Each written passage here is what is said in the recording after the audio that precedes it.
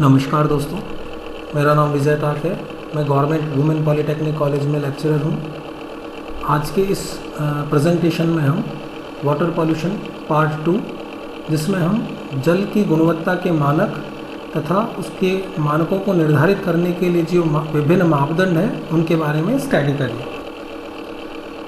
जल की गुणवत्ता के मानक मापदंड जिनके आधार पर जल की गुणवत्ता का विश्लेषण किया जाता है तथा जल की गुणवत्ता के मापदंड निर्धारित किए जाते हैं वो निम्नानुसार है: भौतिक मापदंड, रासायनिक मापदंड, जैविक मापदंड एवं रेडियो एक्टिव मापदंड।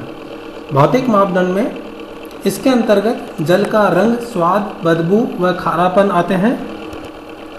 रंग प्राकृतिक अथवा मानवीय गतिविधियों के कारण अशुद्ध जल का रंग हरा, नीला अथवा मटमैला हो सकता है।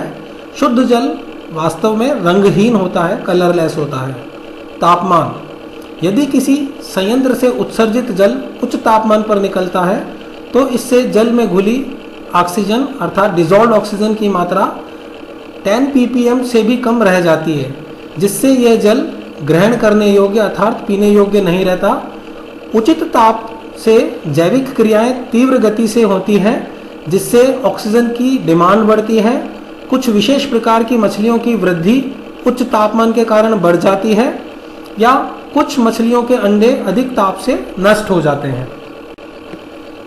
टर्बिडिटी, धुंधलापन: धूल, मिट्टी, रेत, कार्बनिक खनिज पदार्थ, साबुन, डिटर्जेंट आदि के महीन कणों की उपस्थिति के कारण तथा कोलाइडल अशुद्धियों के कारण जल धुंधला हो जाता है। जल के धुंधलेपन को नेफ्लोमीटर या जैक्सन कैंडल द्वारा मापा जा सकता है। स्वाद व बदबू: जल में उपस्थित क्षारीय अशुद्धियों के कारण जल कड़वा हो जाता है। खनिज लवणों की अधिकता से नमकीन हो जाता है। जैविक अशुद्धियों जैसे मल, मूत्र, काई व जलीय जीव जैसे पौधों द्वारा अपघटित पदार्थों व जीवाणुओं की उपस्थिति के कारण जल में से सड़े हुए अंडे जैसी बदबू आती है। शुद्ध जल जो होता है उसका एक विशेष स्वाद होता है तथा बदबूहीन, मतलब ना उसमें बदबू होती है ना उसमें खुशबू होती है, गंधहीन होता है। रासायनिक मापदंड: इसके अंतर्गत जल की कठोरता, क्षारीयता, पीएच व टीडीएस अशुद्धियां आती है। कठोरता: जो जल साबुन के साथ झाग नहीं बनाता है कठोर जल कहलाता है। जल की कठोरता उसमें मिश्रित लवणों के कारण होती है। यह दो प्रकार की होती है: अस्थायी कठोरता और स्थायी कठोरता। अस्थायी कठोरता: यह जल में घुलनशील कैल्शियम और मैग्नीशियम के बाइकार्बोनेट्स की उपस्थिति के कारण होती है, जिसे उबालकर दूर किया जा सकता है। स्थायी कठोरता: यह जल में घुलनशील कैल्शियम और मैग्नीशियम के क्लोराइड तथा सल्फेट्स आदि के कारण होती है, जो इसमें घुलनशील होते हैं। इसे रासायनिक विधियों द्वारा दूर किया जा सकता है। क्षारीयता: यह गुण अम्लीयता के विपरीत है। अम्लीय जल को उदासीन करने के लिए जल की क्षमता को क्षारीयता कहते हैं। क्षारीयता जल में घुलनशील सिलिकेट, बाइकार्बोनेट, कार्बोनेट, हाइड्रोक्साइड व बाइसिलिकेट के कारण होती है। पीएच लेवल: किसी भी पदार्थ की अम्लीयता अथवा क्षारीयता की प्रवृत्ति को पीएच स्केल द्वारा दर्शाया जा सकता है। पीएच स्केल का मान 0 से 14 के मध्य होता है। इसमें 7 से कम मान अम्लीयता को दर्शाता है तथा 7 से अधिक मान सैंपल की क्षारीयता को दर्शाता है तथा 7 उदासीनता को दर्शाता है, अर्थात ना तो अम्लीयता ना ही क्षारीयता। क्षारीय प्रवृत्ति के जल सेवन से मनुष्य में शारीरिक दोष व अघुलनशील तत्वों की मात्रा बढ़ जाती है। पानी के क्लोरीनीकरण में भी कठिनाई आती है। अम्लीय प्रवृत्ति के जल के सेवन से टीबी व धात्विक पदार्थों का घिसाव होने लगता है। पीने योग्य जल का पीएच 7 से 8.5 के मध्य होना चाहिए। टीडीएस, टोटल डिसॉल्वेबल सॉलिड अर्थात कुल घुलनशील ठोस। जल में टीडीएस की अधिकतम सीमा 500 ग्राम पर लीटर तक हो सकती है। यह जल में घुलनशील अवाष्पीकृत कार्बनिक पदार्थ अर्थात जो वेपोराइज नहीं हो सकते ऐसे कार्बनिक पदार्थ तथा अकार्बनिक अशुद्धियां इनऑर्गेनिक इम्प्योरिटीज़ की वजह से होती है, जो कि निलंबित अशुद्धियों के रूप में मिलीग्राम पर लीटर में दर्शाए जाते हैं। घुलनशील ऑक्सीजन या डिजॉल्व्ड ऑक्सीजन।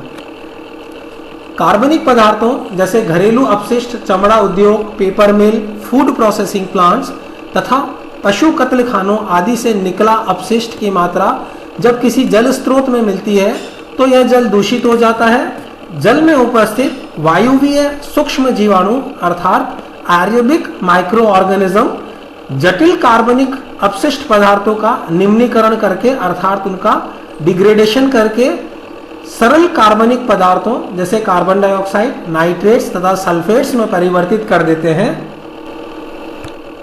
यहाँ ये एक रासायनिक अभिक्रिया द्वारा दर्शाया गया है कि ऑर्गेनिक मैटर जो भी है उन्हें डिजॉल्व्ड ऑक्सीजन की उपस्थिति में जल में माइक्रो ऑर्गेनिज्म जो उपलब्ध होते हैं वो उनको कंज्यूम कर लेते हैं और उनका निम्नीकरण करके कार्बन डाइऑक्साइड, नाइट्रेट और सल्फेट आदि बना देते हैं। तो अगर उनका निम्नीकरण हो जाए तो वो डिग्रेडेबल हो जाते हैं। इस क्रिया के दौरान जल में घुलित ऑक्सीजन के उपयोग में आने से घुलित ऑक्सीजन अर्थात डीओ की मात्रा में कमी हो जाती है। दूषित जल में उपस्थित कार्बनिक पदार्थ उनमें सूक्ष्म जीवाणुओं की वृद्धि की दर को बढ़ाते हैं। डीओ में कमी का अर्थ जल का कार्बनिक प्रदूषण भार बढ़ना है, अर्थात जल में जब भी ऑर्गेनिक इम्प्योरिटीज जितनी ज़्यादा होगी उतना ही जल का डीओ के मान में कमी आएगी, डिजॉल्व्ड ऑक्सीजन की कमी हो जाएगी। जैव रासायनिक मांग। जैव रासायनिक ऑक्सीजन मांग को बीओडी भी कहते हैं। यह जल में रहने वाले सभी जीवों के लिए जल में घुली ऑक्सीजन एक आधारभूत आवश्यकता होती है। जल में घुली ऑक्सीजन की मात्रा एक सीमा से कम हो जाती है तो यह कहा जाता है कि जल प्रदूषित हो गया है। जल में उपस्थित कार्बनिक प्रदूषित जल में विलय ऑक्सीजन का प्रयोग कर उसके स्तर को कम करते हैं। कार्बनिक पदार्थों द्वारा प्रयुक्त ऑक्सीजन जैव रासायनिक मांग अर्थात बायोकेमिकल ऑक्सीजन डिमांड कहलाती है।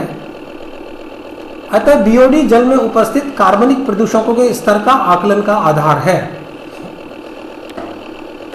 मतलब जितना अधिक ऑर्गेनिक इम्प्योरिटीज होगी उतने ही बीओडी जल की अधिक होगी। बीओडी को परिभाषित करने हेतु कहा गया है कि 20 डिग्री सेंटीग्रेड पर 5 दिन तक जल के नमूने में कार्बनिक पदार्थों के ऑक्सीकरण हेतु जितनी ऑक्सीजन की आवश्यकता होती है उसे जैव रासायनिक ऑक्सीजन मांग कहते हैं। बीओडी की मात्रा जितनी अधिक होगी जल का कार्बनिक प्रदूषण भी उतना ही अधिक होगा।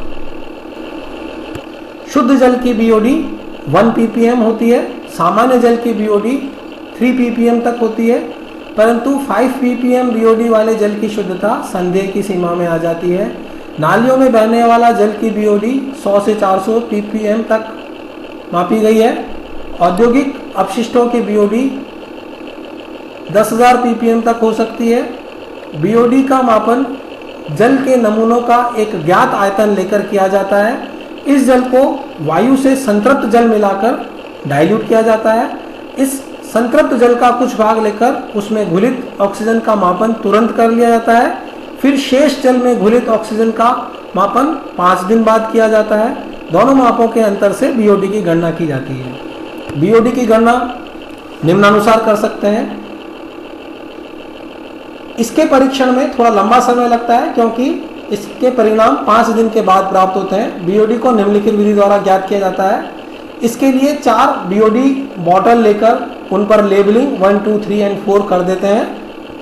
फिर बोतल संख्या 1 और 2 में 30 ml नमूना सैंपल वाटर जो कि प्रदूषित है जिसकी की बीओडी कैलकुलेट करनी है वो, तथा 270 ml डाइल्यूशन वाटर जो कि शुद्ध जल हो सकता है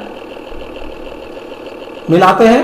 पुनः बोतल संख्या 3 व 4 में पूरा 300 ml डाइल्यूशन वाटर अर्थात शुद्ध जल मिलाते हैं। अब बोतल संख्या 1 व 3 में घुली ऑक्सीजन की मात्रा ज्ञात कर ली जाती है।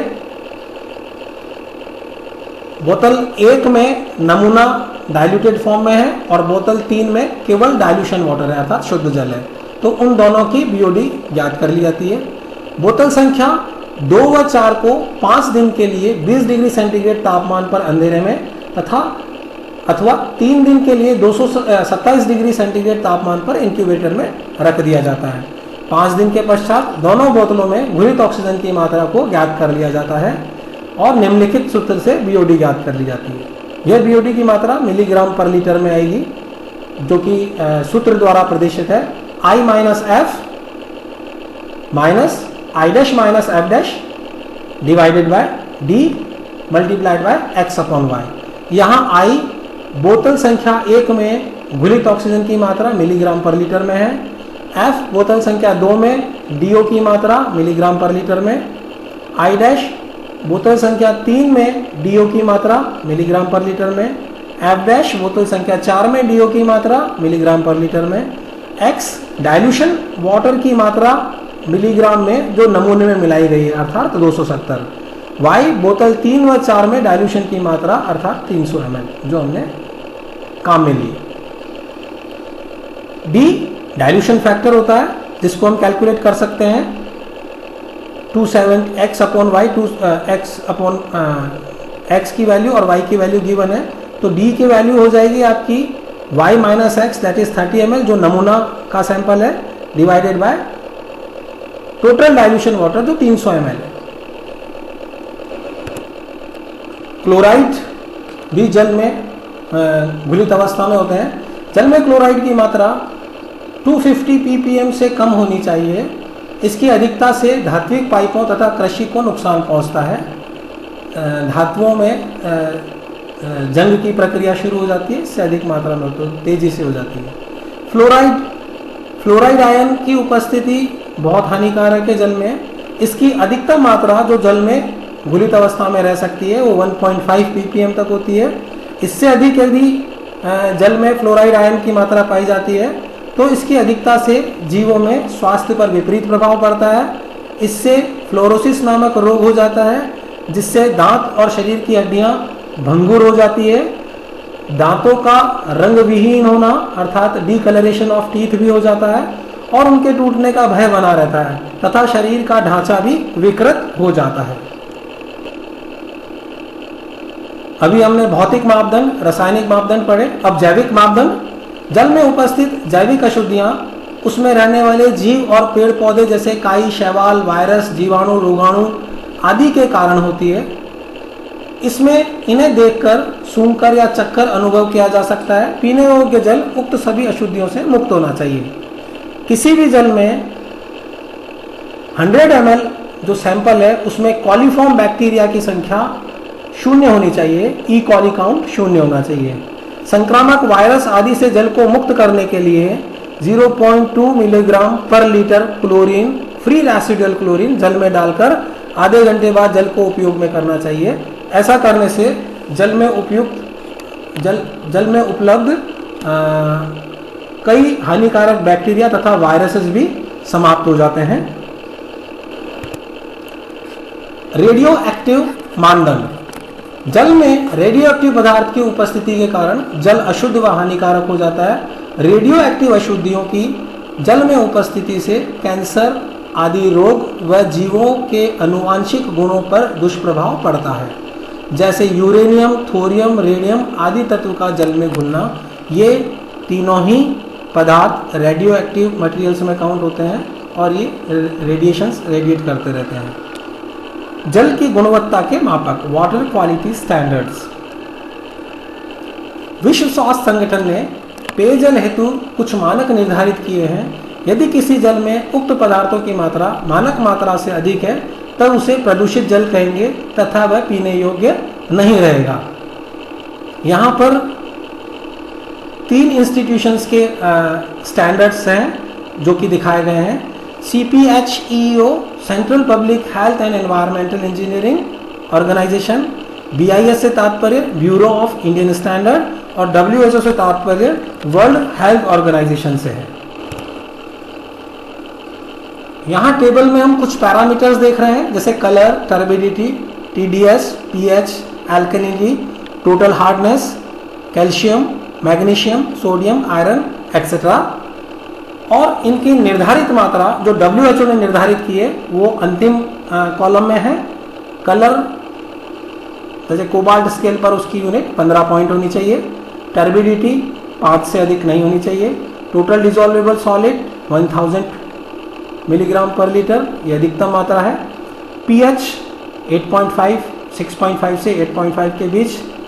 एल्केलिनिटी नहीं होनी चाहिए। टोटल हार्डनेस 500 ppm मिलीग्राम पर लीटर से कम होनी चाहिए। कैल्शियम नहीं होना चाहिए WHO के हिसाब से। मैग्नीशियम भी नहीं होना चाहिए। सोडियम अधिकतम 200 मिलीग्राम पर लीटर। आयरन 0.3। ये मैं WHO के स्टैंडर्ड्स बता रहा हूँ, शेष स्टैंडर्ड्स अपने अपने कॉलम में है, हम उसे स्टडी कर सकते हैं। इसी तरह से अन्य पैरामीटर दिखे हैं, जैसे क्लोराइड फ्लोराइड। जब हम देख रहे हैं क्लोराइड की मात्रा 250 मिलीग्राम पर लीटर से अधिक नहीं होनी चाहिए। फ्लोराइड की मात्रा 1.5 मिलीग्राम पर लीटर से अधिक नहीं होनी चाहिए। इससे अधिक होने पर वे जल पीने योग्य नहीं रह पाते हैं। और अन्य पैरामीटर जैसे sulphate, nitrate, copper, cadmium, selenium, mercury, arsenic, lead, zinc, chromium, cyanide, phenolic compound, anodic detergents, mineral oil, pesticides, free chlorine, aluminium, boron, alpha emitters, beta emitters, faecal coliform, इसकी मात्रा 0 है। प्रोटोजोआ नहीं होना चाहिए। तो ये सारे पीने योग्य जल के लिए WHO तथा अन्य संस्थाओं द्वारा निर्धारित मापदंड हैं। इसी तरह से इंडियन स्टैंडर्ड्स जो हैं वो एक्सेप्टेबल लिमिट और cause of rejection. Acceptable limit आपको पिछली टेबल में मिल जाएगी और उससे कॉज ऑफ रिजेक्शन ये एक लिमिट दे रखी है, इससे अधिक होने पर किसी भी परिस्थिति में उस जल का उपयोग ड्रिंकिंग वाटर के रूप में नहीं हो सकता। जैसे कलर, प्लेटिनम कोबाल्ट स्केल पर एक्सेप्टेबल लिमिट 5 है, लेकिन यदि 25 और उससे अधिक हो जाता है तो उसे रिजेक्ट कर दिया जाना चाहिए। ऑर्डर अनऑब्जेक्शनेबल होनी चाहिए। टेस्ट एग्रीएबल, पीने योग्य का जो एक विशिष्ट स्वाद होता है वो होना चाहिए। टर्बिडिटी एक्सेप्टेबल लिमिट 5 है, 10 के ऊपर यदि है तो किसी भी परिस्थिति में उसे स्वीकार नहीं किया जाएगा। pH वैल्यू 7 से 8.5 के बीच में, लेकिन 6.5 से नीचे का जल और 9.2 से अधिक का जल किसी भी परिस्थिति में पीने योग्य स्वीकार्य नहीं है। इस तरह से इसमें शेष पैरामीटर्स हैं, जैसे iron, chloride, residual free chlorine, ये असेंशियल कैरेक्टरिस्टिक्स में आते हैं। इन्हें जरूर इन पैरामीटर्स के मध्य होना चाहिए।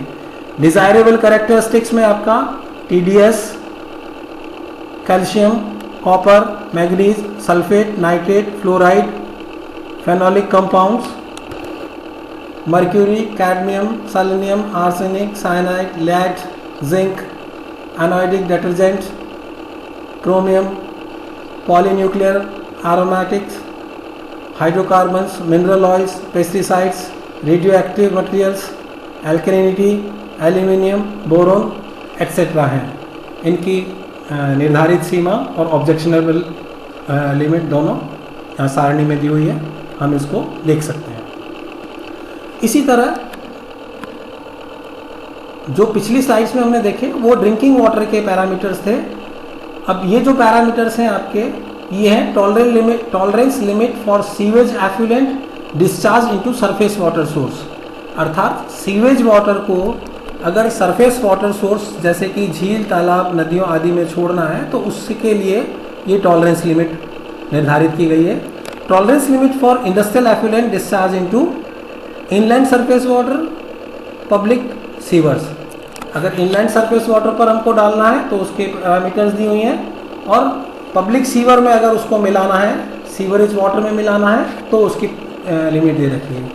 जैसे BOD, अगर सीवेज एफ्लुएंट में 20 ppm की मात्रा होनी चाहिए, इनलैंड सरफेस वाटर में अगर इंडस्ट्रियल एफ्लुएंट को मिलाना है तो उसके लिए ये पैरामीटर 30 मिलीग्राम पर लीटर होना चाहिए, और अगर इंडस्ट्रियल एफ्लुएंट को पब्लिक सीवरेज में मिलाना है तो 500 मिलीग्राम पर लीटर से अधिक नहीं होना चाहिए।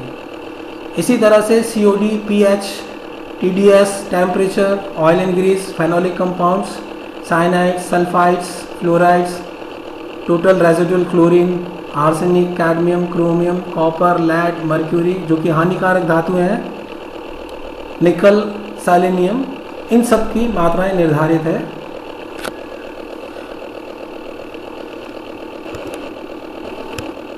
धन्यवाद।